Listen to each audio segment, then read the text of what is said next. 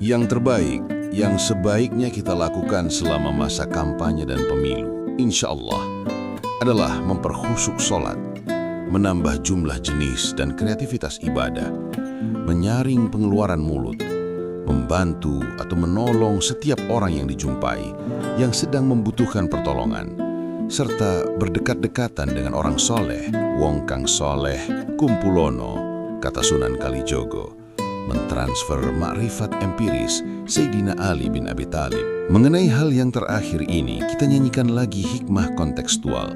Sebaik-baik ulama adalah yang didatangi umara. Seburuk-buruk ulama adalah yang mendatangi umara. Adapun Al-Kisah kemudian, memang sungguh tidak gampang menentukan kriteria dan formula identifikasi tentang orang soleh dewasa ini. Kenyataan interrelasi struktural di antara manusia, lembaga, dan fungsi-fungsi telah sedemikian canggihnya sehingga benar-benar tidak gampang memilih yang mana yang soleh.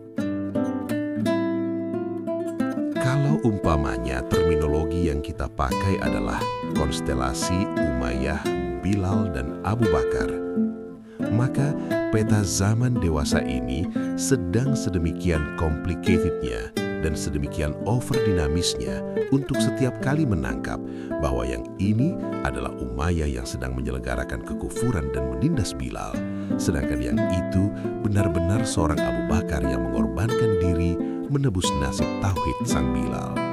Keumayyahan, kebilalan, dan keabu Bakaran memiliki relativitas kasuistik dan berubah-ubah dalam rentang waktu. Kita hampir tidak bisa sedang berjalan berdampingan dengan Abu Bakar secara konstan dalam 1 jam. Karena pada menit kesekian, kita tiba pada konteks lain yang membuat kita kaget. Karena yang berjalan di sisi kita itu ternyata Umayyah juga. Relativitas yang sama sangat bisa juga terjadi pada kedirian Abu Bakar sendiri dan Bilal. Bahkan wong cilik Bilal yang hadir dalam konteks tukang beca, tukang parkir, atau supir, mendadak bisa mengejutkan kita yang pada momentum tertentu lantas membilalkan kita ini sendiri. Tokoh wayang punakawan yang bernama Togog saja pun, menurut Kidalang Sujiwo Tejo, yang termasuk saya favoriti, kini sedang mengalami kebingungan yang memuncak. Ia ditugasi Sang Hyang Wenang, Al-Malik, untuk mempunakawani, mengawal, mengingatkan, mengontrol penguasa yang lalim.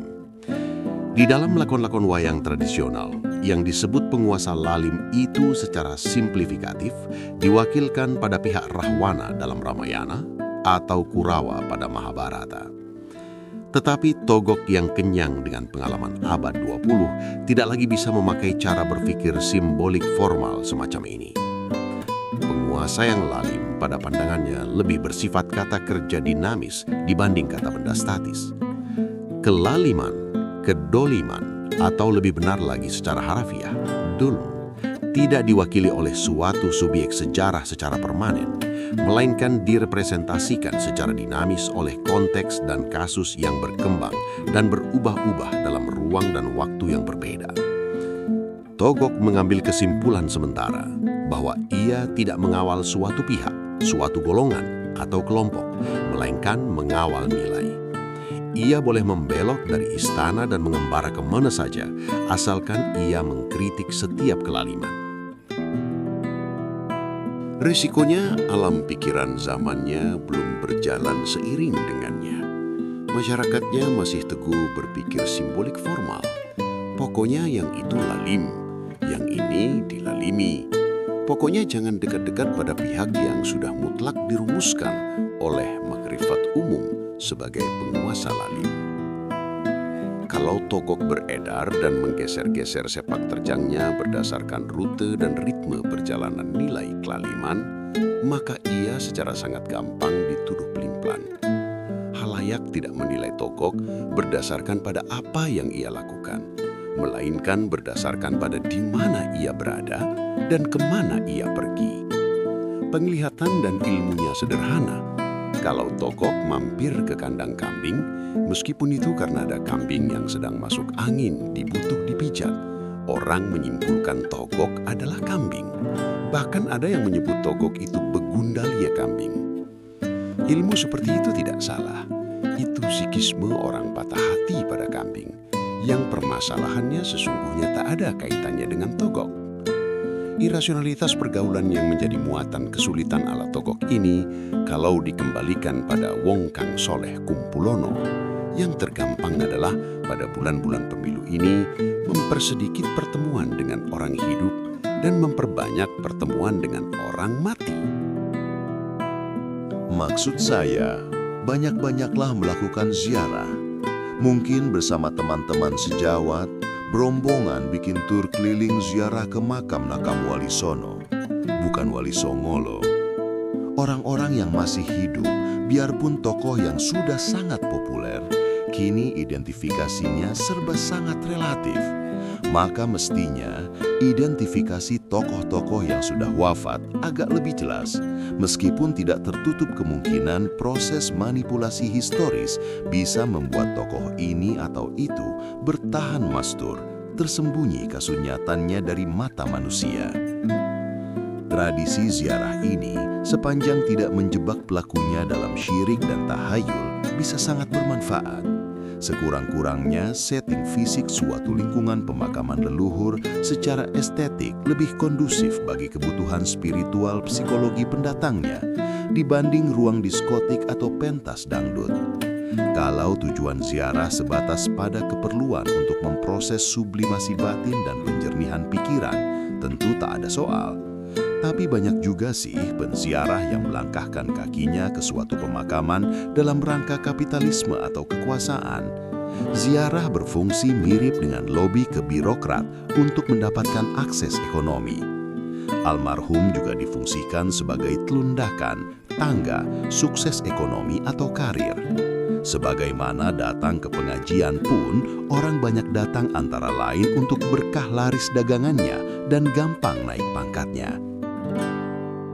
Katakanlah, orang berziarah bukan untuk mohon dagang laris dan naik pangkat dalam mekanisme tahayul, melainkan dimaksudkan sebagai proses identifikasi dan penyerapan energi dari aura sejarah almarhum yang diziarahi. Maka, penerapan tematik ziarah menjadi harus ditentukan secara seksama. Kalau ziarah ke makam Sunan Ampel umpamanya, ia mestinya tidak dengan tujuan menyerap fadilah laris dagang dan ambisi politik. Karena dalam kedua soal itu, Baginda Ampel maupun semua Wali Songo justru sangat menerapkan zuhud, menahan diri dan mentidakkan kekayaan dan kekuasaan duniawi. Kalau sedang dirundung ambisi atau rasa amanah untuk merebut kekuasaan, cocoknya mungkin cari makam Anusapati yang dulu sanggup menikam Ken Arok, bapak sambungnya yang sakti, dan dalam jangka waktu yang sangat panjang sanggup menjalankan strategi Kebo Ijo dan keris Empu Gandring untuk perebutan dan pelanggengan kekuasaan. Atau justru ziarah ke makam Ken Arok sekalian agar mungkin mentransfer energi untuk mentunggul ametungkan entah siapa yang sedang ia pusingkan. Saya sendiri bersama beberapa sahabat menjumpai makam Raden Said, tapi bukan di Kadilangu, Demak. Ini Raden Said siapa? Kami bertanya kepada penjaganya. Ya, Kanjeng Sunan Kalijogo waktu muda, jawabnya. Oh, jadi Sunan Kalijogo sepuh dimakamkan di Kadilangu. Yang di sini ini Kalijogo muda ketika masih bernama Raden Said. Kesimpulannya, kami harus mencari di mana makam Sunan Kalijogo waktu masih kanak-kanak.